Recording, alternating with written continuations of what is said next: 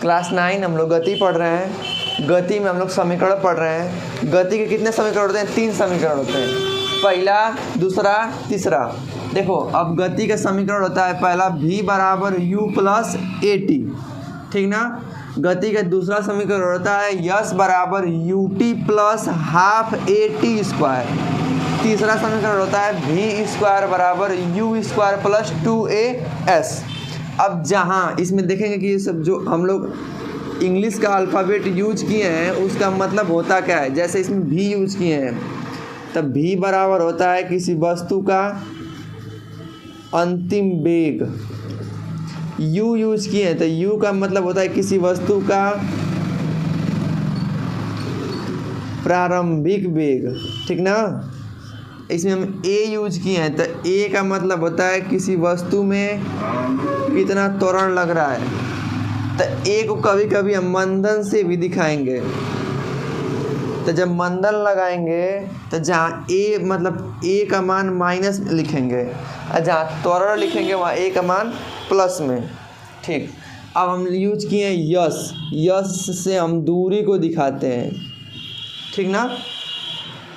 अब कोई बच रहा है? नहीं बच रहा है। a बराबर अब एक t बच रहा है, t समय। अगर जिसको इतना आ गया सवाल में भी इतना छाटना पड़ेगा कौन कौन दिया है, कौन ज्ञात करना है।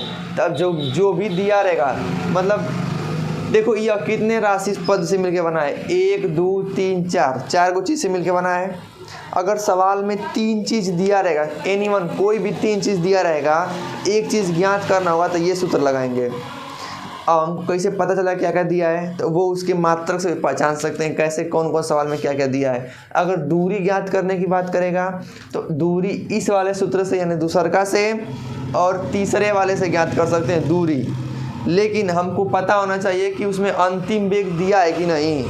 सवाल में अगर अंतिम वेग भी दिया रहेगा और दूरी पूछेगा तो ये लगाएंगे।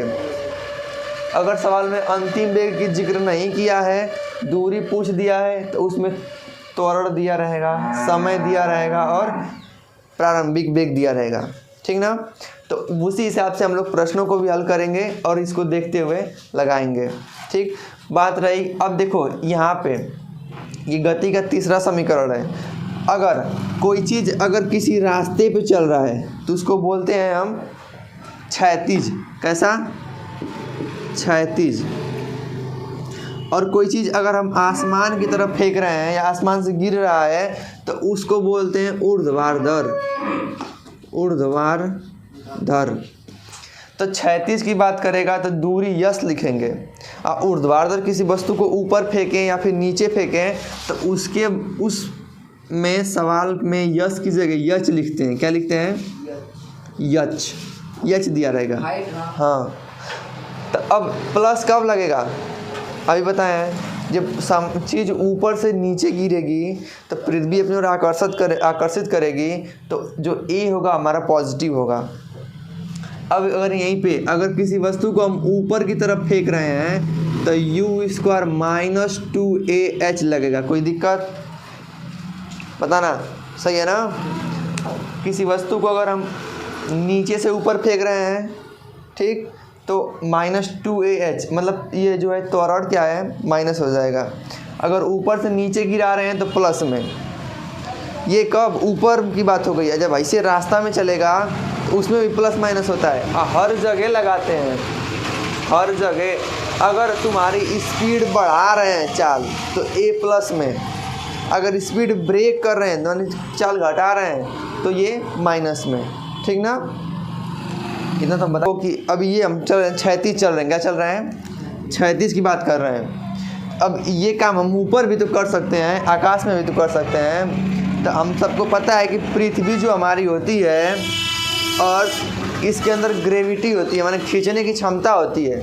तो अब देखो कोनो चीज़ यहाँ है, ठीक, तो हम जब यहाँ, पहले हमारा बात ध्यान सुनना, हम यहाँ है, अगर हम इसको ऐसे फेंकें, हाथ से हम इसको कुछ बल दे रहे हैं, कुछ इसको वेग दे रहे हैं तो खूब तेज़ी से जाएगा, ठीक है। बस इसको ऐसे नॉर्मली पकड़े थे यहाँ छोड़ दिए ना, यहाँ पकड़े थे छोड़ दिए तो ये क्या हुआ? एक समान चाल से गिर रहा है, ठीक। इसमें त्वरण क्या लग रहा है? मान लो कोनो अब ना धीरे धीरे इसको भी गायब करेगा कि अब जैसे इस अंतिम पे गायब कर रहा था इसमें ना, अब इस ये भी गायब करेगा कि कोई चीज़ पिंड है उसको हम नीचे छोड़ रहे हैं, कुछ हम बलों नहीं लगाए हैं और ना इसे फेंके भी हैं, ऐसे छोड़ रहे हैं। तो जब छोड़ रहे हैं ना तो इसमें त्वरण पूछेगा कि त्वरण कितने का, बहुविकल्प में पूछ देगा कि किसी पिंड को हम 100 मीटर ऊंचाई से छोड़ रहे हैं तो उसमें त्वरण कितना लगेगा, बस इतना ही। अब इसमें देखो कुछ बातें हमको पता चल गया कि ऊंचाई क्या है 100 मीटर है, सवाल में दिया है।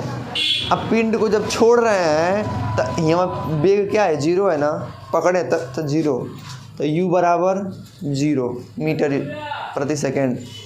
a बराबर पूछेगा, a मतलब त्वरण, तो त्वरण कितना लग रहा है इसमें ना, त्वरण कितना लग रहा है, पृथ्वी की गुरुत्वाकर्षण शक्ति कितनी होती है, ग्रेविटी कितनी होती है, खींचने की क्षमता, वही तो ये कांस्टेंट होता है 9.8 मीटर प्रति सेकेंड स्क्वायर। कोई दिक्कत?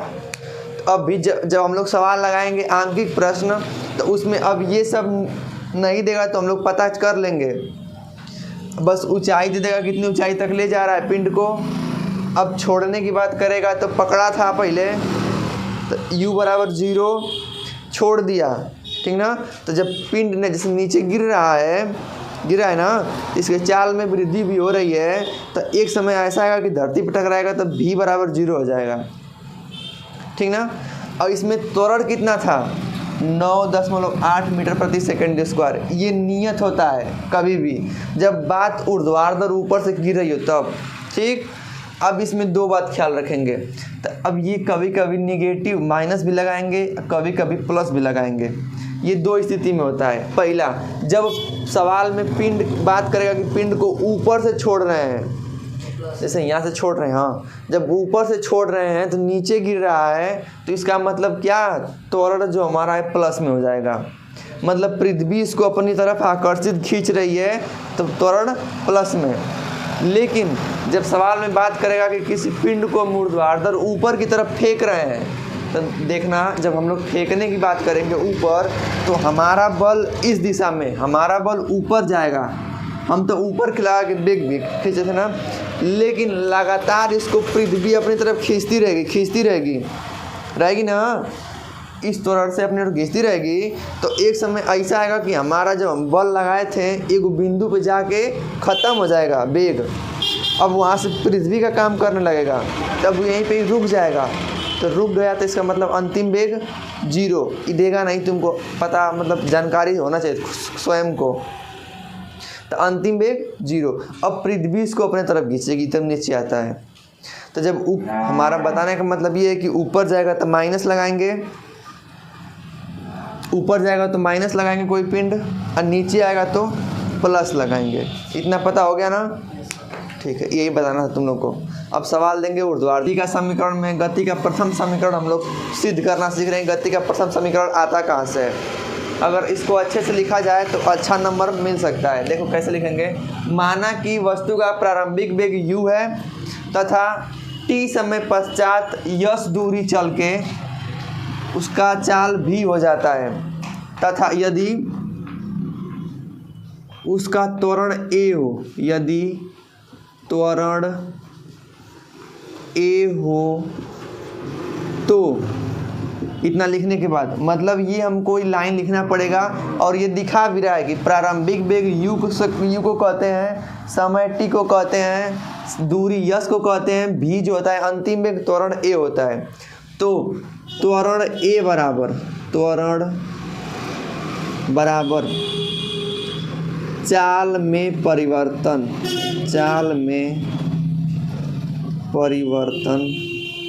बटा में समय। त्वरण को किसे दिखाते हैं, a से ना, तो a बराबर चाल में परिवर्तन मतलब अंतिम वेग माइनस प्रारंभिक वेग बटा में t। यहाँ तक किसी को कोई दिक्कत, मतलब जो हिंदी में लिखे हैं वही छाप दिए इंग्लिश में। अब देखो a का t में गुणा कर देंगे, t a का t में, तो कितना हो जाएगा at बराबर v माइनस u। ठीक ना। अब देखो गति का प्रथम समीकरण आता कहाँ से, अंतिम वेग, तो u को उठा के ना इधर कर देंगे, ठीक, u को उठा के इधर कर देंगे, तो देखो at प्लस u बराबर v। इसको हम अच्छा दिखने के लिए, इसको सही है ये आ गया, इसको अच्छा दिखने के लिए हम बदल सकते हैं, तो लिख देंगे v बराबर u प्लस at, क्योंकि जो होता है योग का क्रम विनिमय नियम का पालन करता है। 3 + 2 करो तब वो 5, 3 + 2 या 2 + 3 करो तब ये 5, तो प्लस का है तो इसको हम बदल सकते हैं वापस में, इसको भी बदल सकते हैं, किसी कोई दिक्कत। तो यहीं से गति का प्रथम समीकरण आता है कि v बराबर u प्लस at, लगा लो, आ जाता है सवाल में कि गति का प्रथम समीकरण सिद्ध कीजिए, तो यही लिखते हैं 5 नंबर का आएगा, गति का प्रथम समीकरण सिद्ध कीजिए, गति का प्रथम समीकरण सिद्ध कीजिए, ठीक ना। अगर नहीं है तो एक बार फिर से बताएं। देखो, माना कि किसी गतिमान वस्तु का प्रारंभिक वेग u है, t समय चलने के पश्चात s दूरी चल के उसका चाल v हो जाता है, उसमें त्वरण a हो, तो त्वरण बराबर क्या होता है, चाल में परिवर्तन के समय दर को त्वरण कहते हैं, तो चाल में परिवर्तन बटा में समय।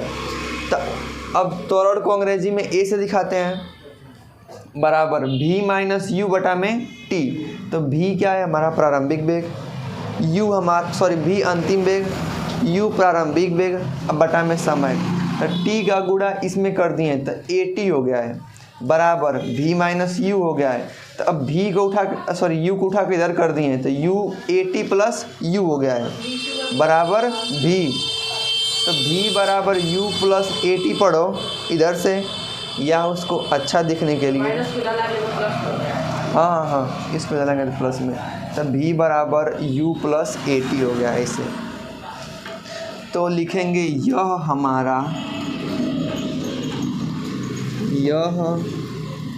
गति का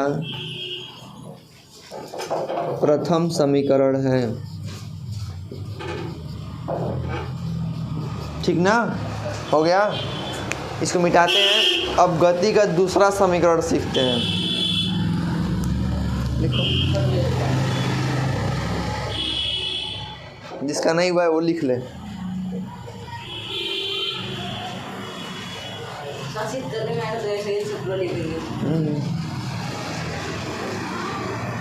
गति का पहला समीकरण हो गया, अब दूसरा सीखेंगे।